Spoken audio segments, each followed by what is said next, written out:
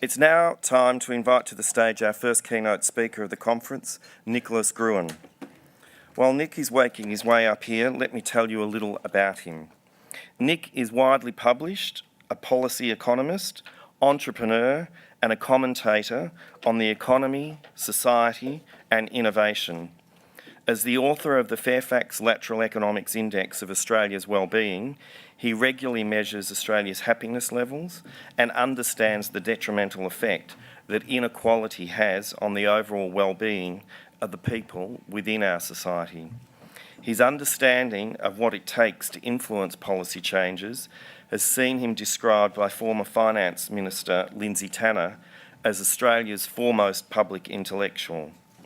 The founder and CEO of Lateral Economics, Nicholas is a former chair of the Australian Centre for Social Innovation and also Innovation Australia.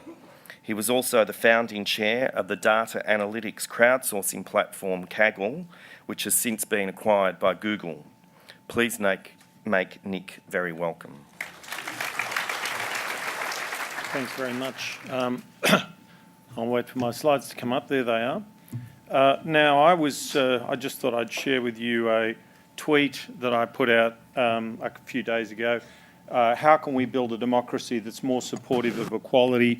Find out next Monday at Communities in Control conference at Moonee Valley next Monday morning.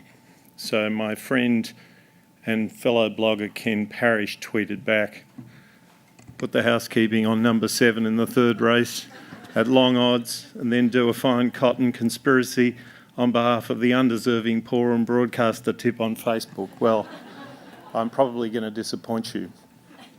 Anyway, this is what we think of as where democracy has got to in the West. It's a pretty pass. And the smart money, if you like, it always seems very serious if we are to explain all this in terms of the material conditions of life, and 3 potential explanations. I don't want to say that they're, well, let's have a look at them.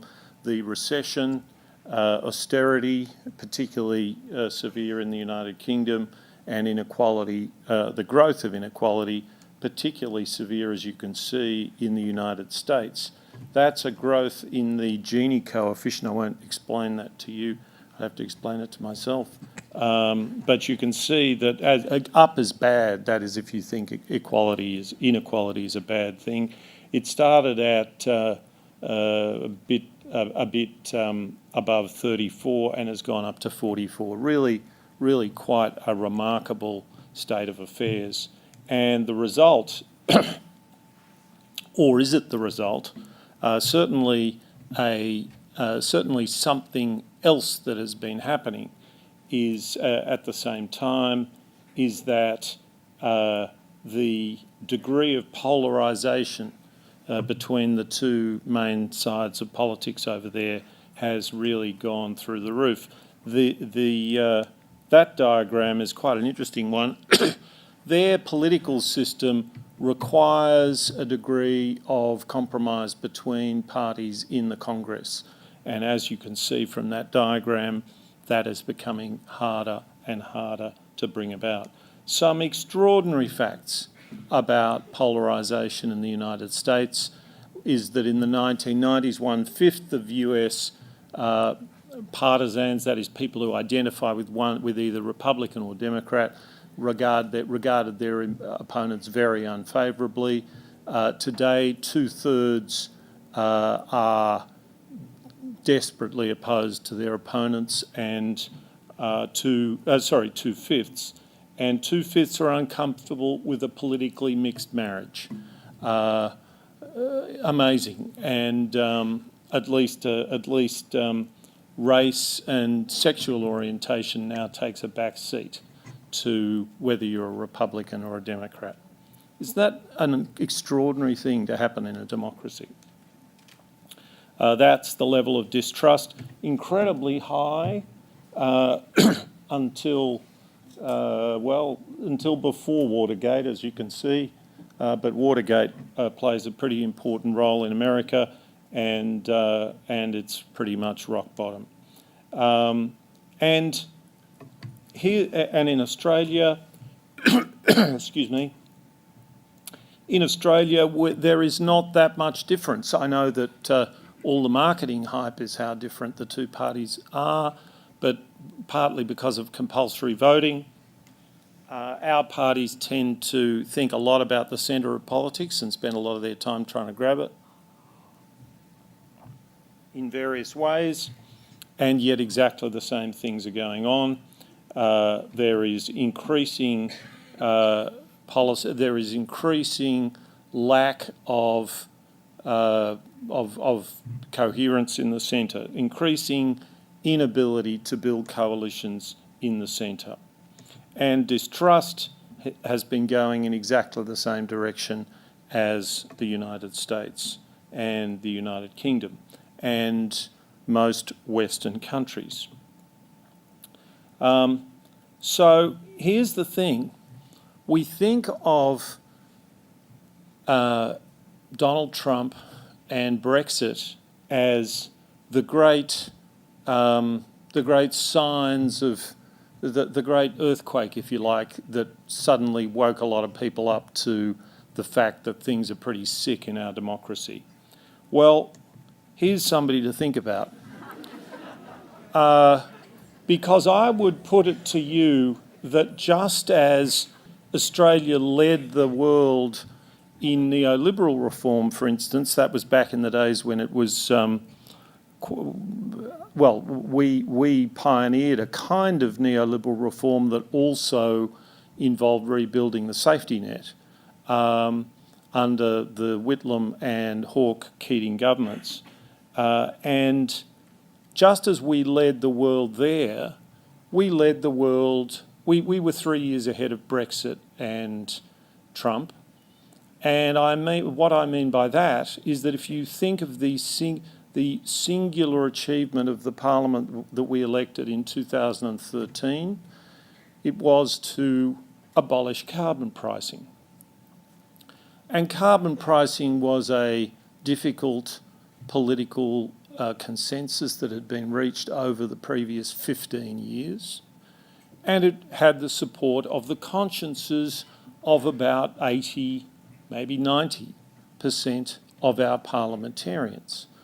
I will repeat that. 80 or 90% of our parliamentarians knew that carbon pricing was in the national interest. And our political system abolished carbon pricing.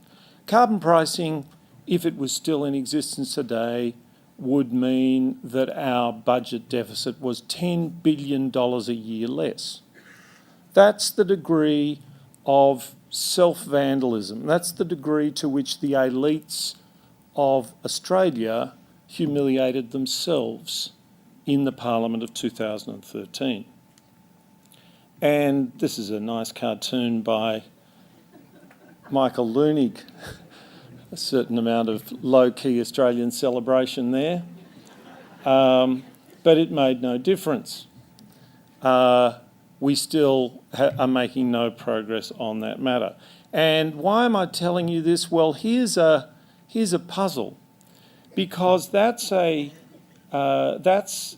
incomes, household incomes over the period from 2000, and as you can see, there was a huge deterioration in those things in 2008 in the United Kingdom and the United States, these places that are supposed to be the beacon of crumbling democracy, but not here.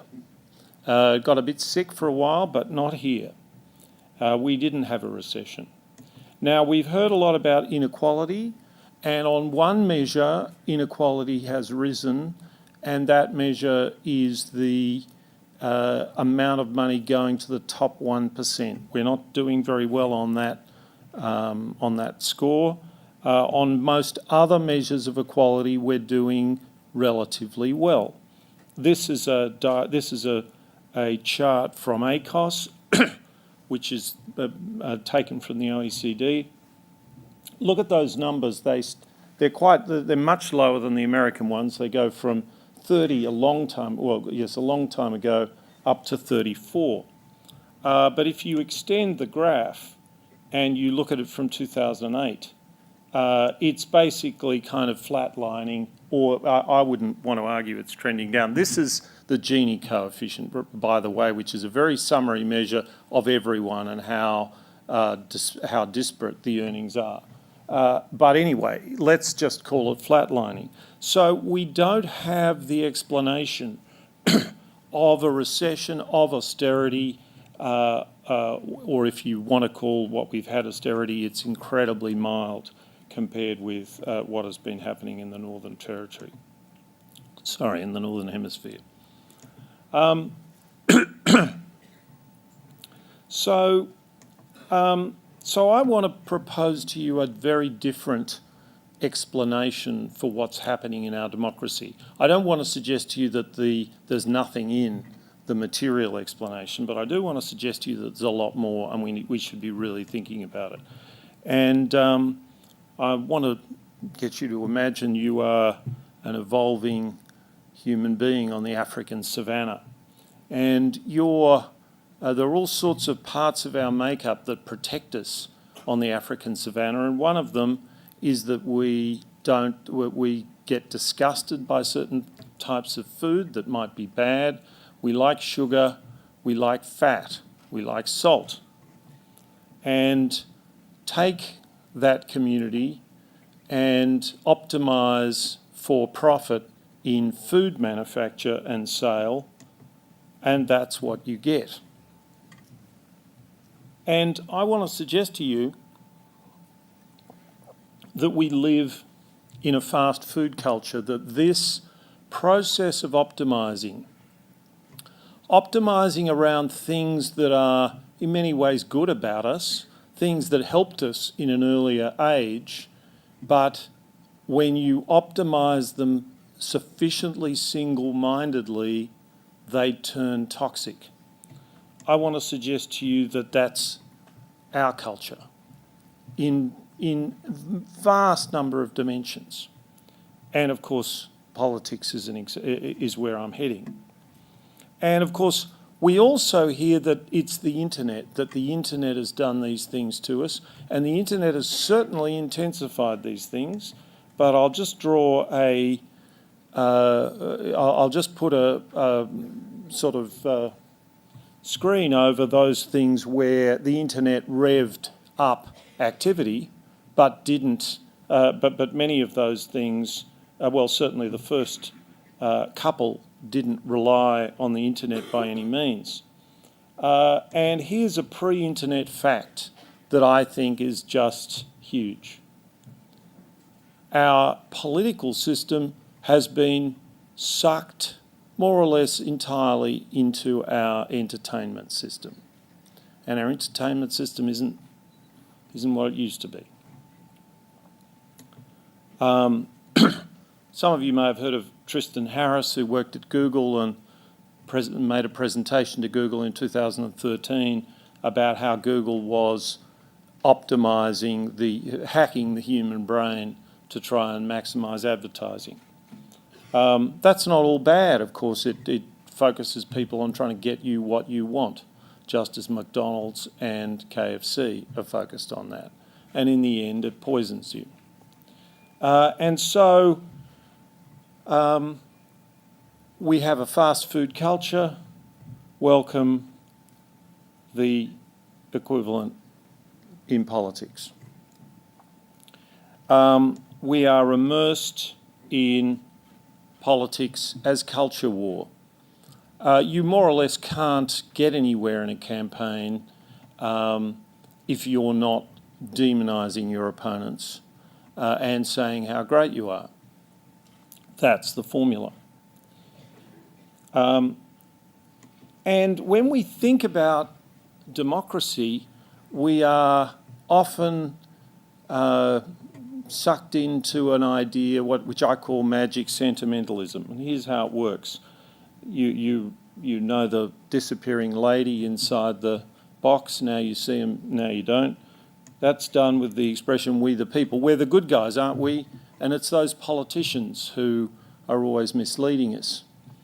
Trouble is, we vote for the politicians and they're misleading us because, in the words of Bernard Woolley in Yes Minister, when Prime Minister Hacker says to Bernard, it seems that the civil service just exists to prevent politicians implementing the sacred promises they've made to the people. Bernard says, well, somebody has to. And so we the people, we feature as the good guys and then we disappear. And then we appear again. And think of the Republican debate. Remember, there was a very strong line of logic, and I'm not trying to argue a particular position here, I'm just thinking of the underlying logic. Remember how we wanted to elect our president. That was how the Republican cause was derailed. The logic went like this. We're sick of politicians. We don't want politicians to appoint a president. We'll take that into our own hands, thank you very much. We'll elect the president. What do you think that would give you, given all the other people you've elected are politicians?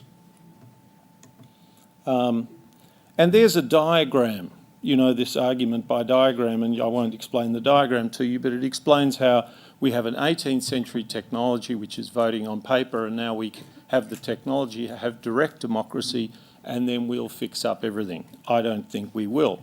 And I had an interesting debate with Joe Trippi, who's a friend of mine, really one of the great Democrat political campaign strategists in America. And he was the guy who, he grew up in what became Silicon Valley, and he was the guy who brought the internet to politics, the first guy to really crack the code with the Howard Dean campaign. If anyone's interested, I can tell you an amazing story about that, but I don't have time to tell you now. And in 2008, in a very brilliantly titled book, The Revolution Will Not Be Televised, he argued that everything was going to get, the people were coming, and they were coming via the internet. So in 2008, this guy turned up, and of course one of the ideas that he had was to hold a policy brainstorming on the internet.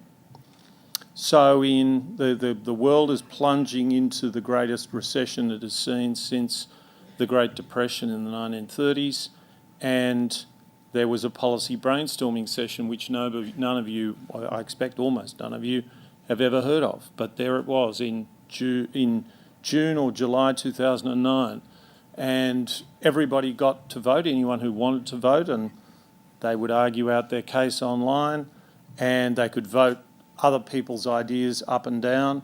And what do you think was came first? To legalise marijuana. And what do you think came second? Now we're really, because second, maybe something really important turned up as far as the second, the thing that came second. Now the third one, I have to admit, addressed a particularly American problem, which of course, as you know, is alien abduction. So keep that in mind when we're talking about we the people. I want to take you through some very simple ideas about democracy by an economist and political philosopher, Joseph Schumpeter, another amazing fellow. Some of you may be familiar with him giving us the term creative destruction about innovation, but I'm not talking about that at the moment. What I like about these ideas is that they're very simple. I sort of only trust simple ideas, especially in an area like this. Collectives act almost exclusively by accepting leadership. Think of the local football club. There are leaders in the local football club. I'm not really talking about the people on the field. I'm talking about the club itself. There is a president, there is a secretary, there is a treasurer, and so on. And one of the things that we can think about here is that is that we're in unique times. So Schumpeter's idea is that democracy is not the rule of the people, it is the competition between the ruling, a competition within the ruling elite for the consent of the governed. His idea is that there is a middle class, if you like, a respectable middle class with different ideologies who will compete for the consent of the governed. So his idea of democracy is that it is only possible where a strong elite is dedicated to public service and the rule of law. And here's the thing. Our guys have given up. So this is the Daily Mail, owned by good self-respecting capitalists who rely on the rule of law to hang on to all their money. And that's the headline when the unanimous decision of the High Court of the United Kingdom disagrees with their campaign for Brexit. The same famous terms used, I don't know whether they knew this, by Stalin in the Stalinist purges. Here's the Daily Telegraph in Australia, and this was the execution of two brown-skinned Australians in Indonesia. How terrible it was. But this is power without responsibility, because 5 years previously they'd gloated about how they were going to be executed. That's power without responsibility. That's the class that Schumpeter put his hopes in to keep democracy functioning. So can we do without responsible class leadership? We're going to have to find out, because they've pulled the plug out from us. We cannot do... So what I take from Schumpeter's basic idea that collectives need leadership is that we do need a cognitive elite. We do need people who make it their business to understand about things and try to put them right. Because otherwise we are simply in chaos, and we might be able to do with the chaos office, the Officer for Minimising Chaos, or whatever they were called. The second idea is that consider a person who's paying too much rent or is worried about how much their housing is costing them. There is a private realm and a public realm. I am not telling you that the private realm is more important than the public realm, but they're very, very different. In the private realm, we go through the paper, we look where, well, I could live a bit further out. That would involve these costs in terms of my time and petrol money and so on. I'd have to get up earlier. So we work things out in a very pragmatic way, and in a way that we have experience with every day. If I have to vote for a party and I think my housing is too expensive, do I vote for a rental subsidy?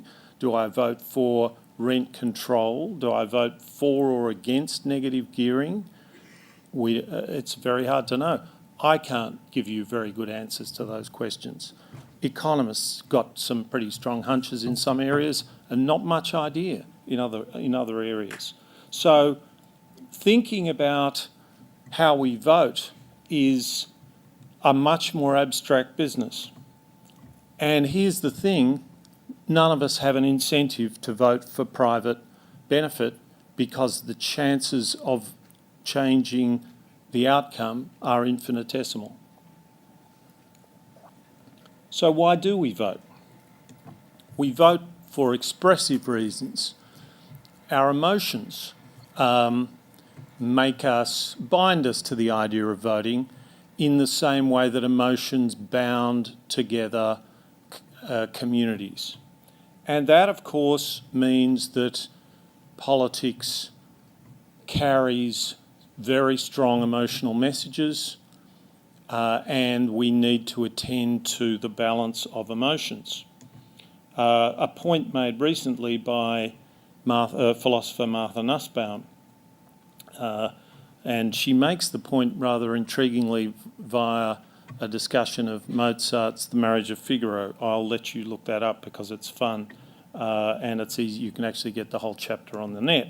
Anyway, she talks about two different kinds of emotions.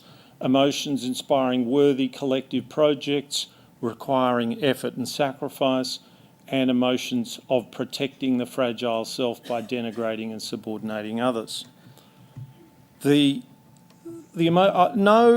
No prizes for guessing which of these two emotions travels most easily in our current political culture. Here's Abraham Lincoln. He was the politician par excellence of the first kind of emotion. Here's Winston Churchill, a good version of the second emotion, or at least the fight, the emotions for fight story. And here's somebody else who used emotion as well. So I'm going to give the one type of emotion a feminine colour there, colour of the suffragettes, purple, love and care, and fear and fight. There's Winston, and fear and hate, somebody else. And then I'm going to talk to you about what happened in the Austrian election. In the Austrian election, a party called Meine Stimme gilt, which is interested in some ideas that I'll put to you in a minute, part of its methodology was to survey in a scientific way a representative sample of Austrian citizens and they gave them the 26 portfolios of government, and they asked them to say which are the most, of all these portfolios, which is the most important for your politicians to focus on over the next 4 years when you vote them into the Parliament or the Congress or whatever they call them in Austrian. I really should know, shouldn't I? But I don't. And guess what came first? If you can read that, you'll also need to know German. They're cool names. Anyway, Bildung. Anyone, I know enough German, which is about almost nothing, to know what Bildung might be. It came first, it was education. And what came fourth was Integration. Yes, you can probably guess that one too. Immigration. And now I have to admit that they came quite close in a numerical sense, but in education came first. What do you think the election was about? It certainly wasn't about education, because you can't get into the papers talking about education. So the election was about immigration, and we all got into our corners, and there was the usual political war, which was who could misrepresent their opponents more egregiously, although in that case perhaps it wasn't misrepresentation, I don't know. So another little test for you. Who do you think said this? Because this was on a famous day in Australian political history. It was quite a joy to hold the little kids' hands and watch them smile. Any ideas? That was the first quote that came out of the Children Overboard scandal. And that was the second quote. That's what we remember. And those are two emotional messages going into our political system, one in order to be wiped out by the other. I think there are a whole lot of issues here and in other countries which are stuck. They're stuck for the fact that they're difficult, that they're abstract, that they are capable of being stopped by highly emotive one-liners. And our democracy is stuck on all of them, although it is making some progress, more slowly than one might hope in some of the areas. So,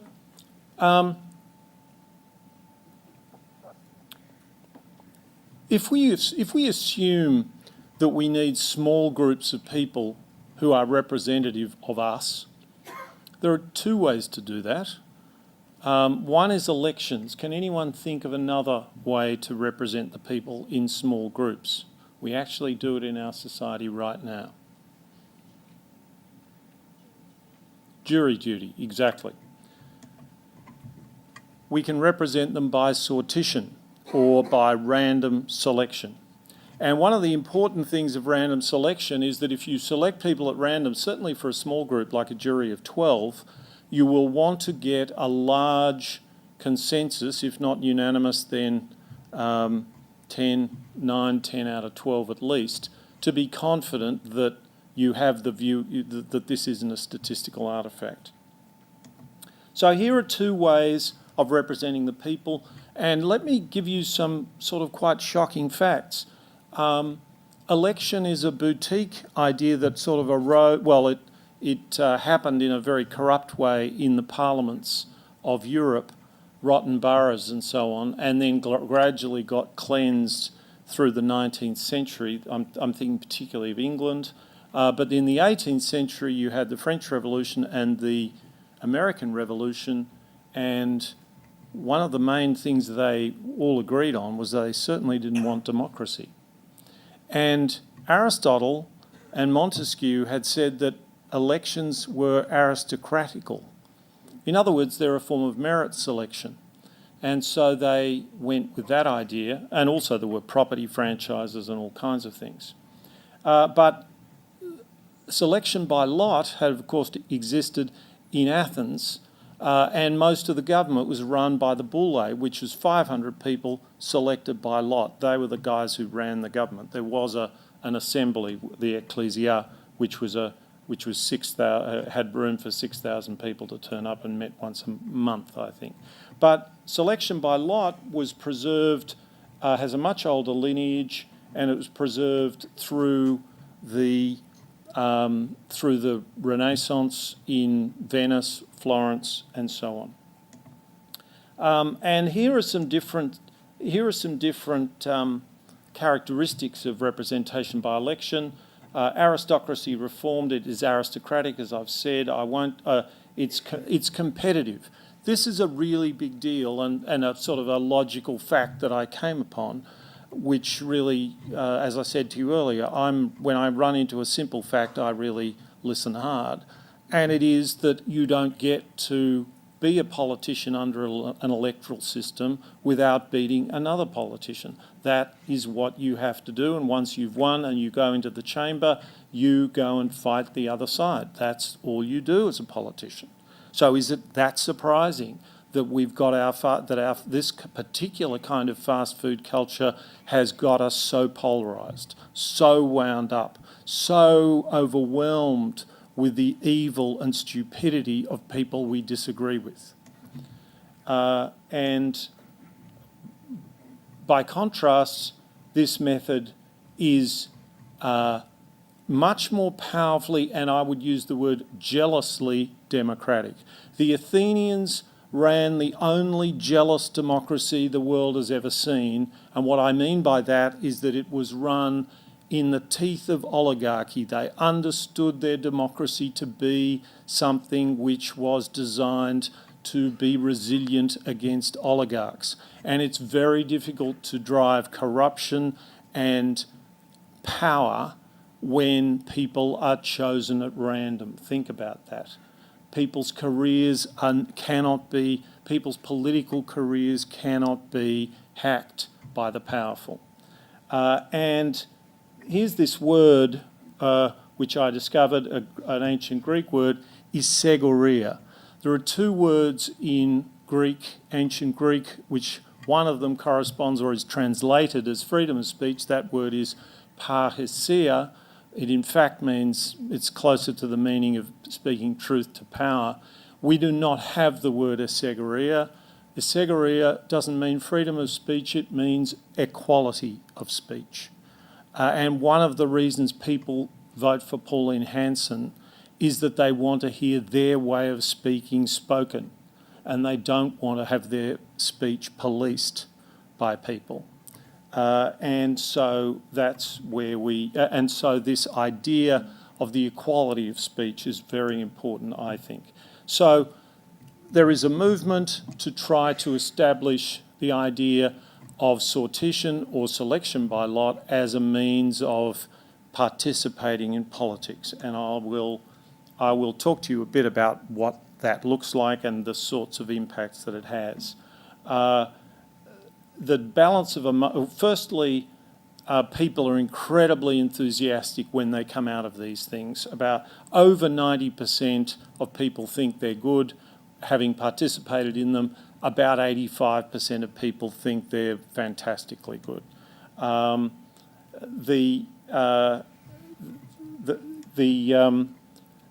are some quotes. Again, we think of politics as activism. We think of it as inherently oppositional, as hostile, and yet it's ultimately got to be about cooperation and coming to common views. And that is what is presented in a jury. You're not there to win an argument, you're there to arrive at a conclusion with other people. And that has tremendous power, particularly because it addresses the right part of the fast food menu, if you like. We evolved to cooperate in groups. We're incredibly good at that, better than pretty much any species.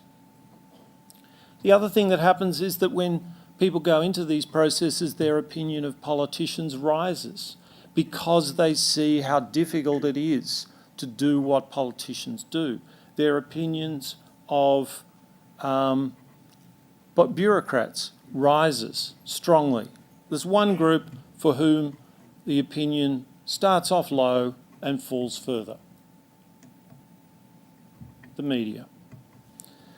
Something, you may not be able to read this, but something like over 90% of people who've been through this process say, before they know the answer, what will be decided, that they will respect the decision that is made. Think about Brexit. Think about Trump. Think about whether that is a situation that confronts our democracy. I'll skip that. I want to focus on how views change. Here's deliberative polling on energy in Texas. One finding was that the people were happy to invest for the future. Not only were they happy to invest for the future, pricing for poorer citizens went up as a consideration. And here's a diagram which was, would you be willing to pay more for wind and solar energy, which rose from 52 to 84%. And the actual amount that people would be prepared to pay more for was actually not much. It was just enough to make a huge difference to the incentives in the energy system. A UK national health deliberation in 1998, there were substantial majorities before and after deliberation in favour of increased government spending. Positive and protective attitudes towards the NHS, the National Health Service as an institution, increased through the deliberation.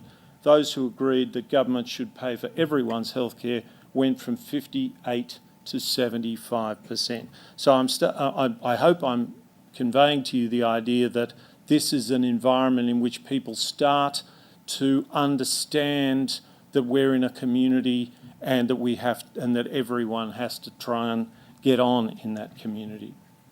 I'll leave that one aside. This was in Bulgaria. We went from a minority to a majority to close special schools for gypsies. You can imagine how good those schools might be. Kind of Brown versus Board of Education in Bulgaria. A quick travel through Oregon. Now, Oregon has citizens-initiated referendums, that great marvel of direct democracy, usually hijacked by wealthy people. What a surprise. But a real chestnut for citizens-initiated referenda is mandatory sentencing. So there was a mandatory sentencing referendum, and it was supported by 70% of people in Oregon. It actually sounds quite like reasonable mandatory sentencing. Again, if somebody wants to ask me about it later, I'm happy to tell you what it was. And there were 70% in favour. In Oregon, they now have a mechanism. Since 2011, part of having a citizens-initiated referendum is having a citizens' jury sit on the referendum question and provide public advice to all people in Oregon before they vote. The citizens' jury, which we can presume thought roughly 70% in favour, 24 people, roughly 70% in favour of this mandatory sentencing going in, as they learnt more about it, swung away from it and ended up voting 21-3 against it. And that was enough not to swing the final vote between yes and no, but certainly to produce a large swing against the vote in favour. That's an attempt to characterise some of the types of swings in the literature. I won't go into that now. I want to just spend the conclusion giving you saying two more things. The first is I want to suggest to you how we could actually build this into our constitution, and but the second is to backtrack from that and say that I thought that was kind of one of the more important parts of what I was talking about a year or so ago, and I realised that, I mean, apart from anything else, getting something in our constitution is pretty hard work. We're not very good at it. But secondly, what it does is it ends up everybody's doing little citizen jury exercises, and I want to argue the case for embracing sortition, embracing the idea of selection by lot as a form of activism, and I'll say what I mean about that in a minute. But my idea about how you could put this in our constitution is that we have a chamber chosen by sortition. A good number for that chamber is 227. That's the number of parliamentarians we have in the House of Representatives and the Senate.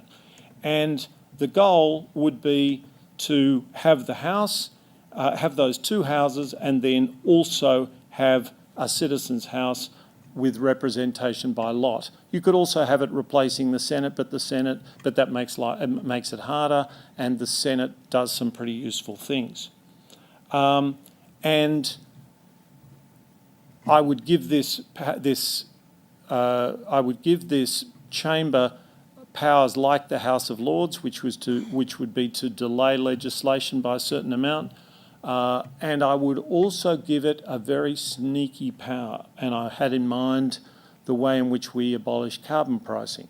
The power is this: that if the People's Chamber decides that abolishing carbon pricing is a bad idea by a supermajority of, say, 60% or 2/3, it can impose a secret ballot on the other chambers.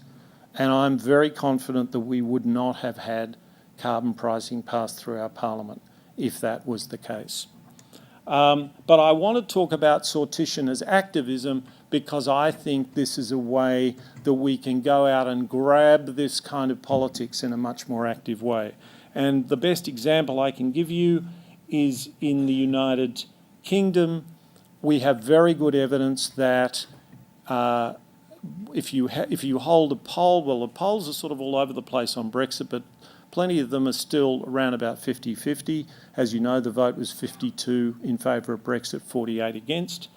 We also know via two mechanisms, a deliberative poll in 2010 and a much more recent Citizens' Assembly, that once people deliberate and understand more about this, there is a swing from about 50-50 to 60-40 against. I think it would be fantastically good politics for the anti-Brexit forces, who are now fighting quite hard, to raise about £1 million and hold 10 citizens' juries simultaneously around the country, and to demonstrate that fact to everyone else in the country. I think that would be pretty good media candy. I think it would get a lot of coverage, and I think it would showcase a different way of doing things, a calmer way of doing things, and so on. And there are a whole range of ways in which we could use sortition. Some people in this sector will have problems with ethics committees. When I was at the Centre for Social Innovation, I eventually asked people to give me a trigger warning when anyone said ethics committee. But ethics committees are very bizarre things which sit as bureaucrats over people who are trying to help things and adjudicate on their ethics, and usually in all kinds of bizarre ways. And what I suggested was that instead of having an ethics approval process, well, we have one, it'd be a selection, just a random selection of the target group, and we say we're planning to do this, and they'd go, yeah. You go, well, is that all right with you? And they'd go, yeah. I won't say any more about that. I will just put you, I will put this to you. Who knows what that picture is? I don't suppose you will. But that is the extraordinary event that happened on Christmas 1914, when the Germans and the Allied troops, it's just unbelievable, really, stopped killing each other and started singing Christmas carols and giving each other gifts, and were hounded back into their trenches. So imagine if if you couldn't go to a war except with a vote, a strong vote of a citizens' chamber. Is that not fair? Imagine if during the Greek crisis, or right now in Brexit, if there was a group of ordinary people who were tasked and paid to be part of this process. We would feel a lot calmer about it, because we would feel less spun to. We would feel that people like us were in there trying to learn what they could learn. So here's a list of things that, a list of topics that might be worth, might be worth exploring as areas where your sector might consider sortition and might consider taking the political fight, the political conversation to groups of ordinary people from the community. I will leave it there with an old cartoon of mine. There you are. Thank you.